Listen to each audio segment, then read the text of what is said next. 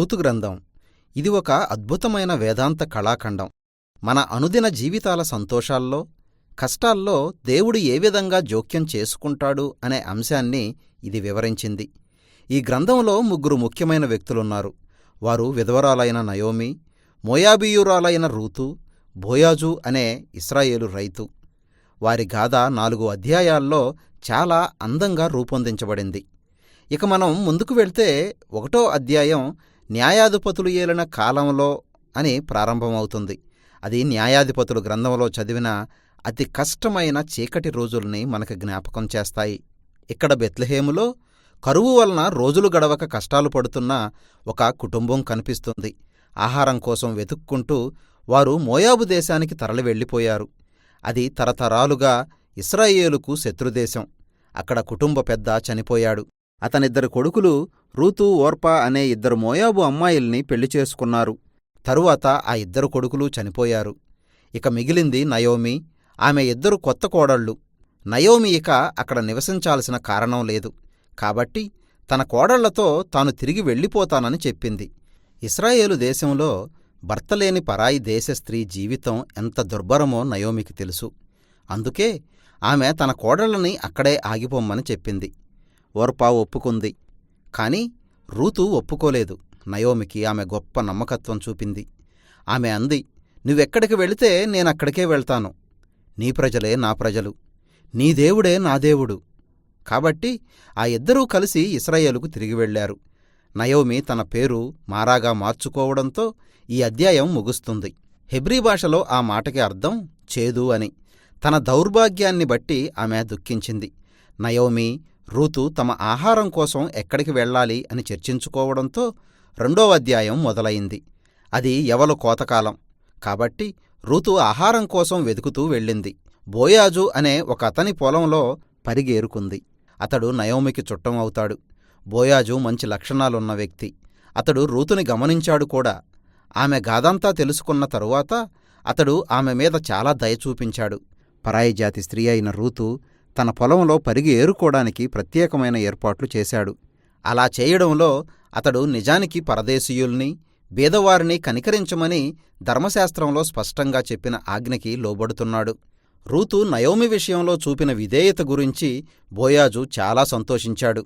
ఆమె చూపిన ధైర్యం వలన దేవుడు ఆమెను దీవించాలని అతడు ప్రార్థన చేశాడు. ఇక ఆ రోజుకి రూతు ఇంటికి వెళ్ళిపోయింది. ఆమె బోయాజును కలిసిందని నయోమికి తెలిసింది. ఆమె చాలా సంతోషించింది. బోయాజు తమ కుటుంబానికి విమోచకుడవుతాడని ఆమె చెప్పింది. ఆ కుటుంబ విమోచకుడు అనేది ఇశ్రాయేలులో ఒక సాంప్రదాయం. ఒక కుటుంబ పెద్ద తన వెనుక అతని భార్యని, పిల్లల్ని లేక ఆస్తిని విడిచిపెట్టి చనిపోతే ఆ విధవరాలిని పెళ్లి చేసుకుని ఆస్తిని తీసుకొని ఆ కుటుంబాన్ని సంరక్షించాల్సిన బాధ్యత కుటుంబ విమోచకుడు తీసుకోవాలి. కాబట్టి తన కుటుంబానికి ఒక భవిష్యత్తు నిరీక్షణ ఉందని నయోమి ఆలోచించడం మొదలుపెట్టింది. తమ పరిస్థితిని బోయాజు దృష్టికి తీసుకెళ్లడానికి నయోమి, రూతు ఒక ప్రణాళిక వేయడంతో 3వ అధ్యాయం ప్రారంభమైంది. కాబట్టి రూతు తన విధవరాలి దుఃఖ వస్త్రాలు తీసివేసి తాను మళ్లీ పెళ్లి చేసుకోవడానికి అందుబాటులో ఉన్నానని వెల్లడి చేసేలా మామూలు వస్త్రాలు ధరించడం మొదలుపెట్టింది. ఆ రాత్రి రూతు బోయాజును కలుసుకోవడానికి అతని పొలంలోకి వెళ్ళింది. ఆమె వెళ్లగానే బోయాజు నిద్రలేచాడు, నిర్ఘాంతపోయాడు. రూతు తన ఉద్దేశాన్ని స్పష్టంగా అతనికి తెలిపింది. బోయాజు నయోమి కుటుంబాన్ని విమోచించి తనను వివాహం చేసుకుంటాడా అని అడిగింది. నయోమి పట్ల రూతు చూపుతున్న విధేయత చూసి బోయాజు చాలా ఆశ్చర్యపోయాడు. రూతు విశిష్టమైన లక్షణాలు కలిగిన స్త్రీ అని మెచ్చుకున్నాడు. సామెతలు 31వ అధ్యాయంలో స్త్రీని వర్ణించడానికి ఇవే పదాలు వాడారు. కాబట్టి బోయాజు రూతుని తరువాతి రోజు వరకు ఆగితే తాను ఆ ఊరి పెద్దల ముందు రూతుని, నయోమిని విమోచిస్తానని చెప్పి పంపేశాడు. రూతు నయోమి దగ్గరికి తిరిగి వెళ్లడంతో ఆ అధ్యాయం ముగిసింది. వారిద్దరూ జరుగుతున్న సంగతుల విషయంలో చాలా ఉత్సాహంగా ఉన్నారు. 4వ అధ్యాయంలో చివరి నిమిషంలో అన్ని విషయాలు సమకూడి జరిగాయి. తనకంటే నయోమికి దగ్గర బంధువు మరొకడు ఉన్నాడని బోయాజుకు తెలిసింది.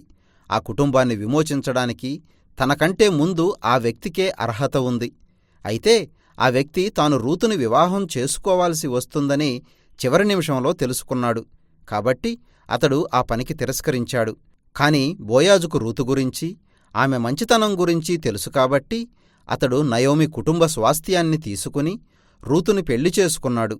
ఆ విధంగా మొదట్లో రూతు నయోమి కుటుంబం పట్ల నమ్మకంగా ఉన్నట్టే ఇప్పుడు బోయాజు కూడా నయోమి కుటుంబం పట్ల నమ్మకంగా వ్యవహరించాడు.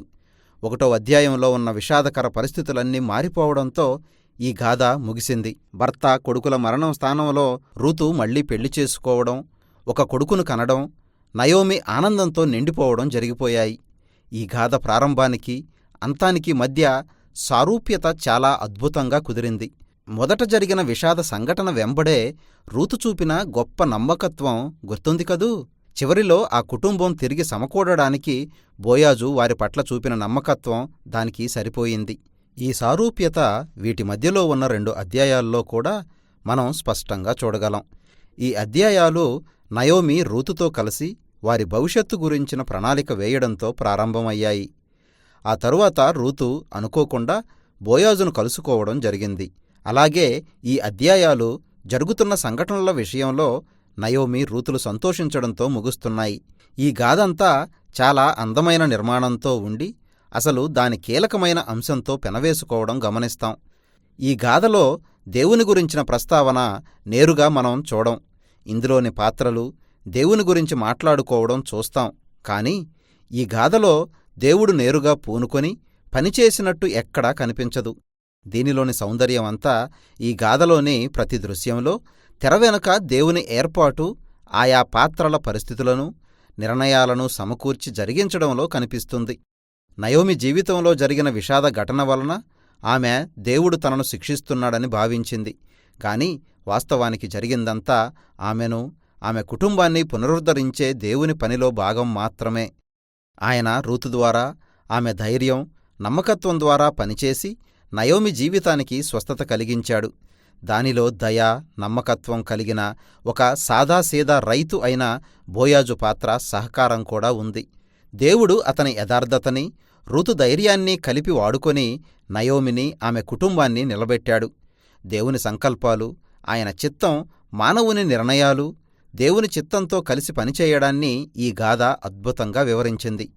దేవుడు తన ప్రజల నమ్మకత్వాన్ని, విధేయతని ఈ లోకాన్ని విమోచించాలన్న తన సంకల్పాన్ని నెరవేర్చుకోవడానికి వాడుకుంటాడు.